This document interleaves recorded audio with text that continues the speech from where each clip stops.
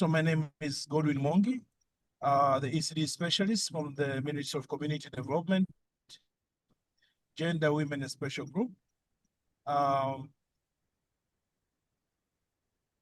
delighted to be moderating this session with you today, and I'm honored that you will be able to set your time aside to join us, and we're looking forward to your participation, contribution.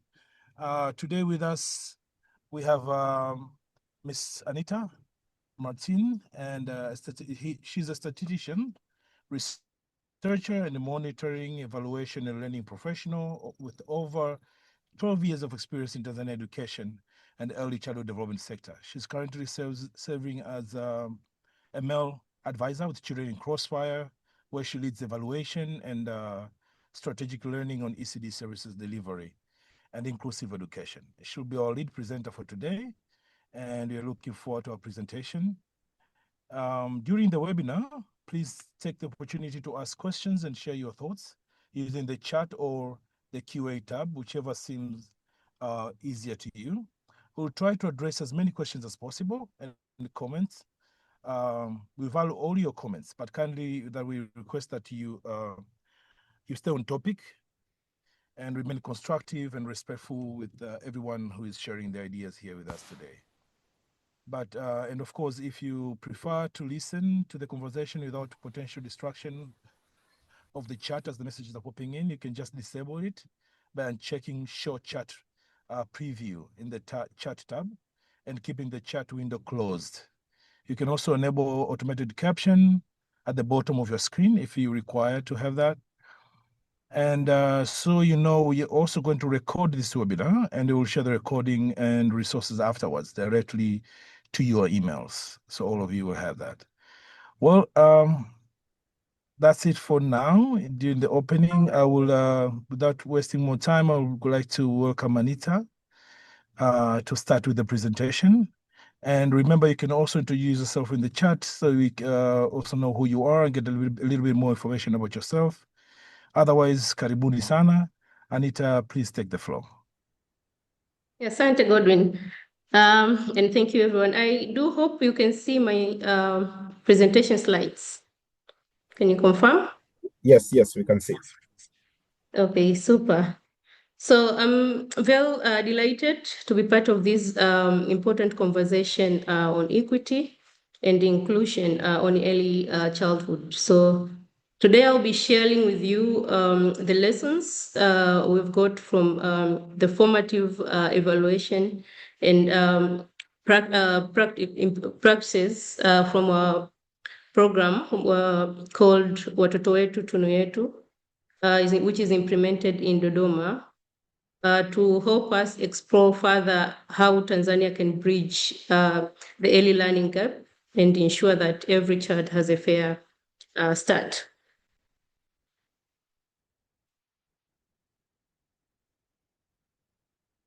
Sorry, I'm moving on to the next slide. I hope you can see my, I'm changing the slide.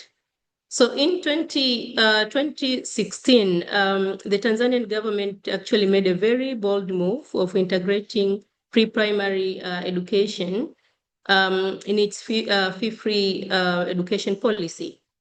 So that bold move actually, as part of the advantage of it, it has actually led to the enrollment surge of the pre-primary children from about 1 million to over 1.5 million a year.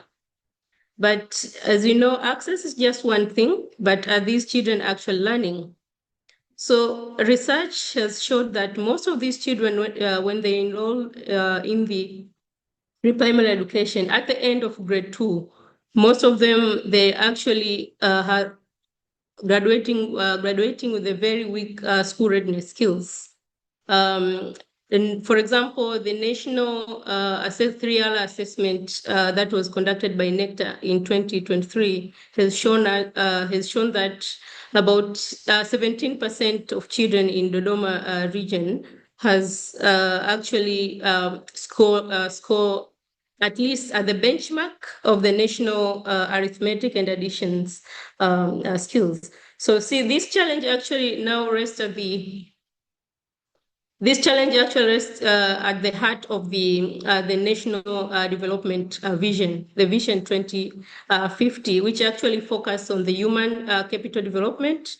And in particular, it is envisioning that then the country has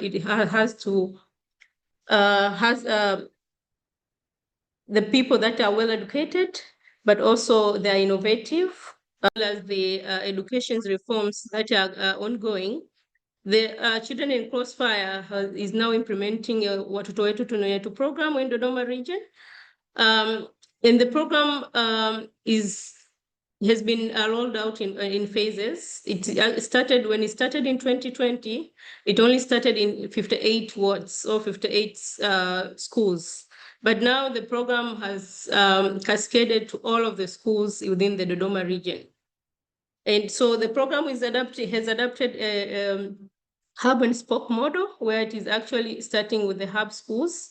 And then after investing in those schools, then they roll out to the spoke school, the nearby schools. And the model that is actually used, it is actually resting in these pillars: the investing in the teachers' continuous professional development, the play learning environment, parents' engagement, school leadership, quality assurance structures and system, as well as continuous building evidence for scaling.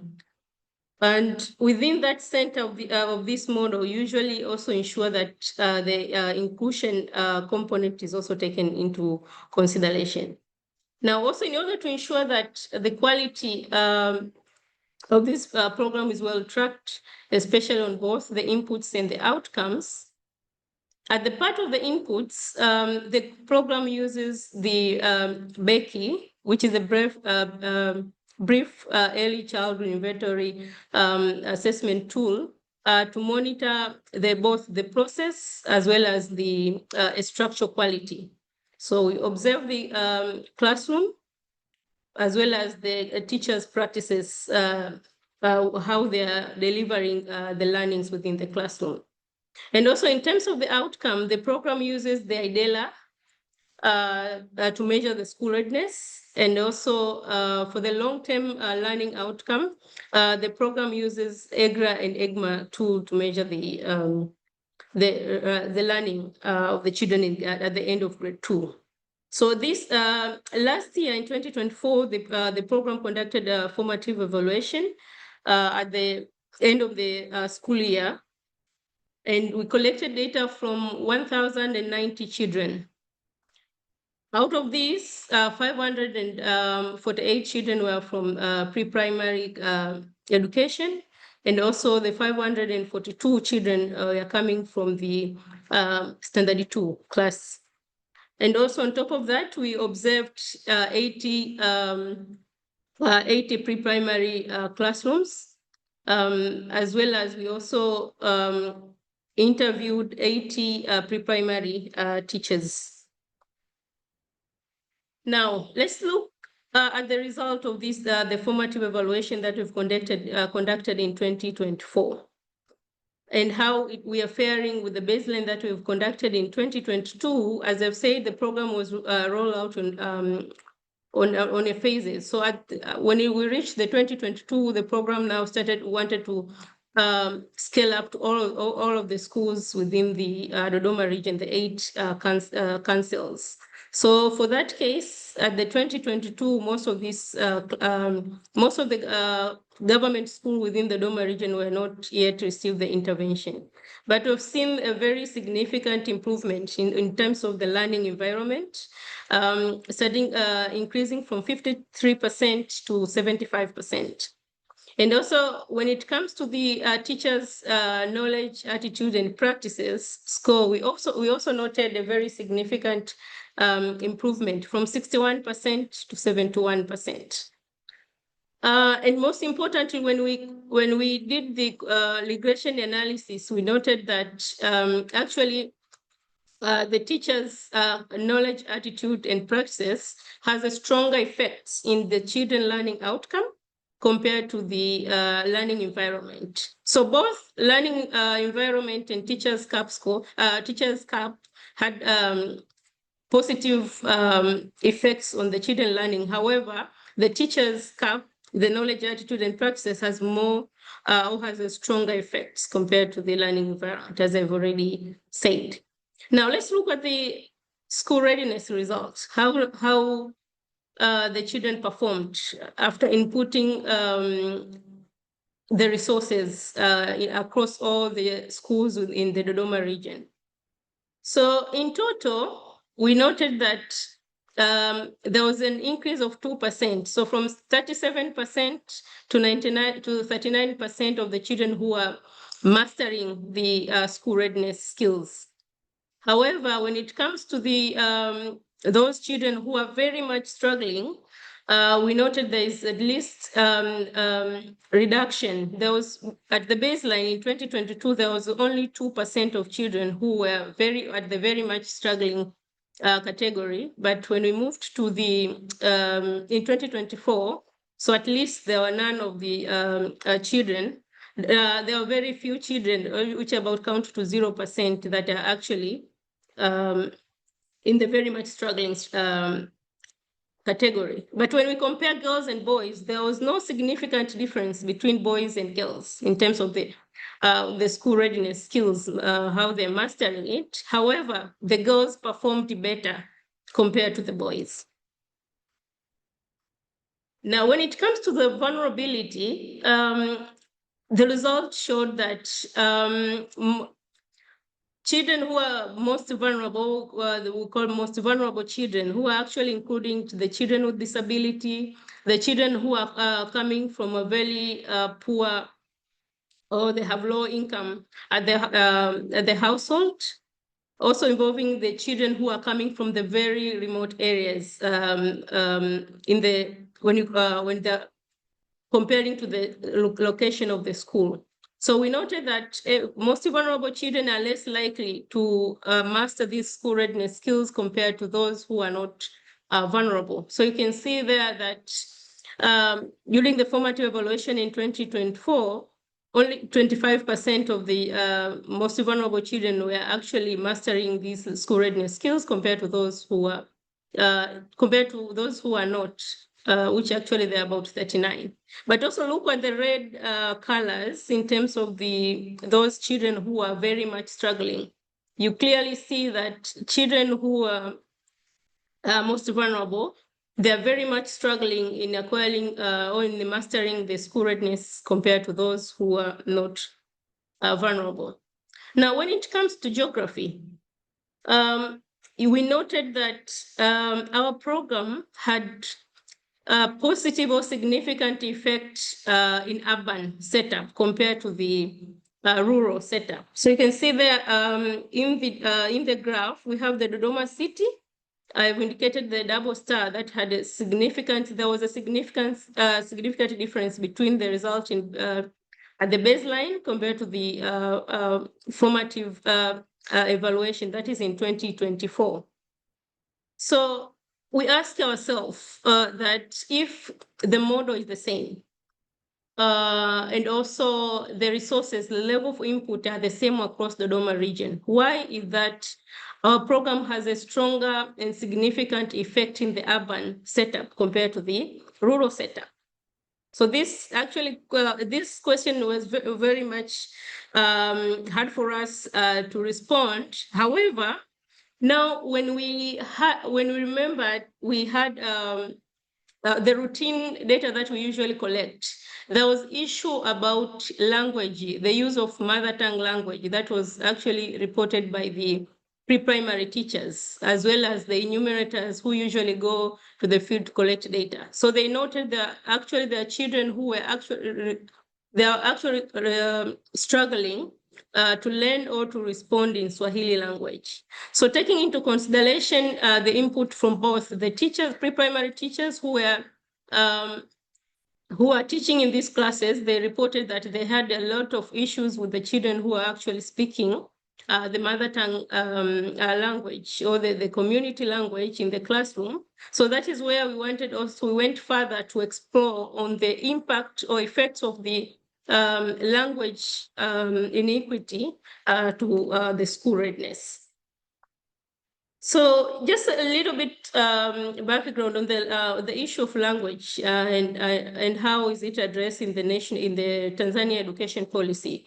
So actually, as of currently, the Tanzania education policy is silent on the issue of the community language.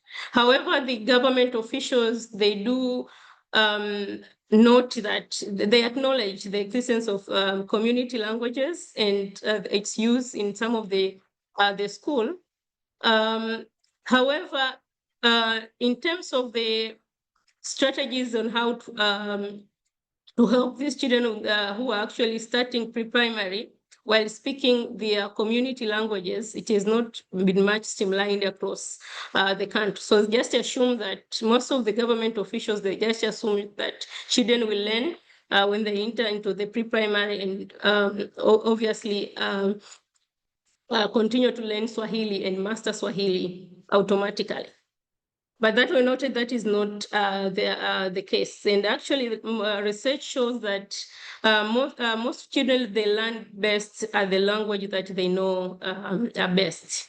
So generally, so as a country, there is an issue of kind of a dilemma, because Swahili is our national asset, but in Tanzania, there's about more than 150 community languages that are there, and the policy is actually silent on that.